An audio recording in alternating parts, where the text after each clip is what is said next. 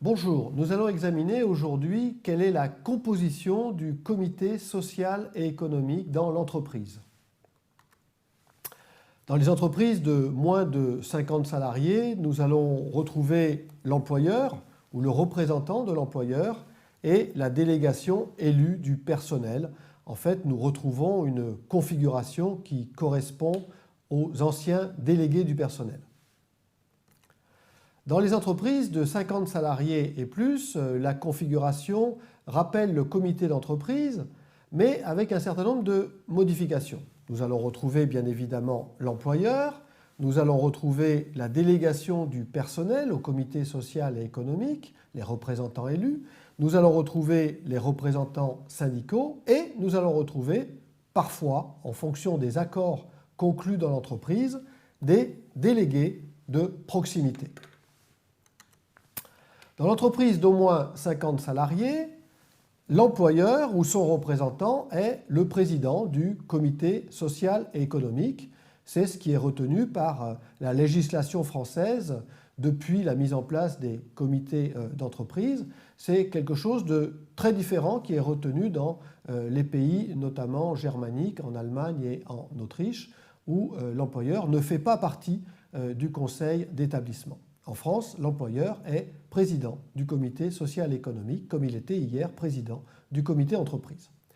Cet employeur peut être assisté par des collaborateurs, jusqu'à 3 collaborateurs. Ces collaborateurs, évidemment, n'ont pas voix décisionnelle, ils ont voix consultative.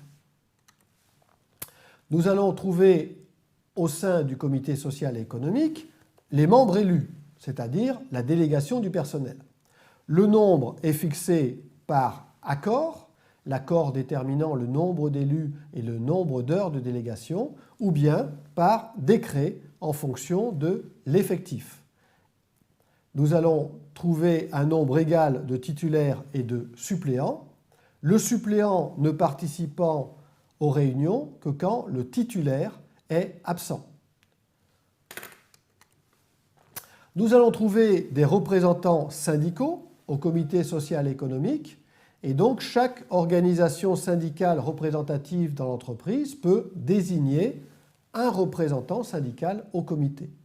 Une particularité, dans les entreprises de moins de 300 salariés, le délégué syndical est de droit le représentant syndical au comité social et économique.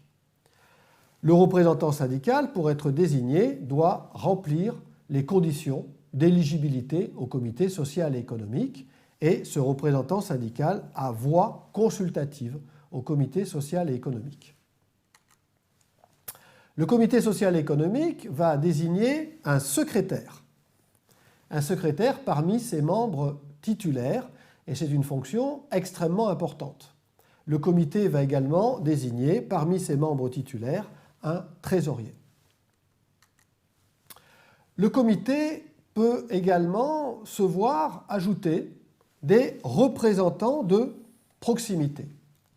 L'accord d'entreprise, l'accord signé avec les organisations syndicales majoritaires ou l'accord conclu au sein du comité social et économique entre l'employeur et les élus peut, notamment quand il s'agit de reconnaître l'existence d'établissements distincts, cet accord peut prévoir la mise en place de représentants de proximité.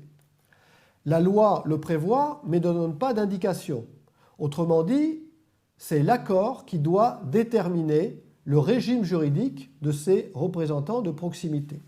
C'est l'accord qui va déterminer leur nombre, qui va déterminer leurs attributions, qui va déterminer les modalités concrètes de désignation et qui va déterminer leurs modalités de fonctionnement, en particulier en ce qui concerne les heures de délégation. Ces délégués de proximité peuvent jouer un rôle important, notamment dans les très grandes entreprises à établissements multiples, où ils vont permettre une décentralisation du dialogue social.